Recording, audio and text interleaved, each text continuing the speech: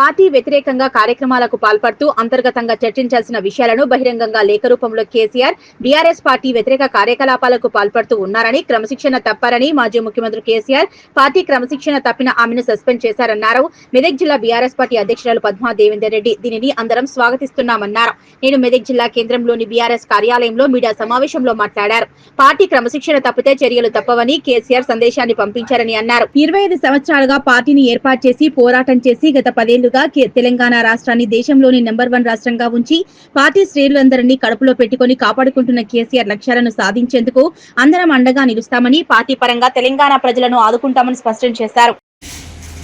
కాళేశ్వరం విషయంలో ఏదైతే కుట్ర జరుగుతుంది, కావాలనే కాంగ్రెస్ ప్రభుత్వము, రేవంత్ రెడ్డి గారి ప్రభుత్వము కేసీఆర్ గారిని బదనాం చేసి పబ్బం గడుపుకోవాలని చూస్తుందని ఏదైతే మాటలు చెప్పినామో, ఆ ఘోష్ కమిటీ అనేది ఒక ట్రాష్ అని ఏదైతే చెప్పినామో అదే నిజమైంది. ఈరోజు న్యాయస్థానంలో మరి న్యాయం గెలిచింది.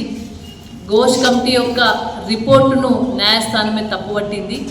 దీని ఆధారంగా ఎటువంటి చర్యలు గౌరవ కేసీఆర్ గారి మీద కావచ్చు, గౌరవ మాజీ మంత్రి వర్యులు హరీష్ రావు గారి మీద ఎటువంటి చర్యలు తీసుకోకూడదు, ఈ రిపోర్ట్ సరిగా లేదు అనే న్యాయస్థానం తెలిపింది. మరి న్యాయమే గెలిచింది. భవిష్యత్తులో కూడా వాళ్ళు ఇంకెన్ని కుట్రలు చేసినా, సిబిఐకి ఇచ్చినా, ఎక్కడికి ఇచ్చినా కానీ తెలంగాణ ప్రజల కోసం ఒక కాళేశ్వరం ప్రాజెక్టును యజ్ఞంలాగా కట్టిన గౌరవ కేసీఆర్ గారు విజయంతో ముందుకొస్తారు. డెఫినెట్గా ఆ కుట్రను ఛేదిస్తామని కూడా ఈ సందర్భంగా తెలియజేస్తా ఉన్నాను. కాంగ్రెస్ పార్టీ బనకచెర్లకు నీళ్లు తీసుకెళ్లడం కోసం, బనకచెర్లకు నీళ్లు పంపించడం కోసం ఆంధ్ర పాలకులతో కలిసి కాళేశ్వరం మీద కుట్ర చేసి మేడిగడ్డను సాకుగా చూపెట్టి, మరి దాన్ని వంకగా చూపెట్టి బనకచెర్ల నీళ్లు తీసుకెళ్లడం కోసం, తెలంగాణను ఎడారి చేయడం కోసం మరి కుట్ర చేస్తుంది. ఆ కుట్రను మేము మరి న్యాయస్థానాన్ని కూడా ఆ కుట్రను తిప్పికొట్టడం కోసం ఘోష్ కమిటీకి కూడా అన్ని ఆధారాలు, క్యాబినెట్ అప్రూవల్స్, అన్ని ఆధారాలు, దాని పర్మిషన్స్, సిడబ్ల్యూసి పర్మిషన్, ప్రతి ఒక్క పర్మిషన్ను కూడా అక్కడ పొందుపరిచి ఘోష్ కమిటీ ముందు గౌరవ కేసీఆర్ గారు, గౌరవ హరీష్ రావు గారు కూడా హాజరై మా యొక్క వాదనలు వినిపించడం జరిగింది.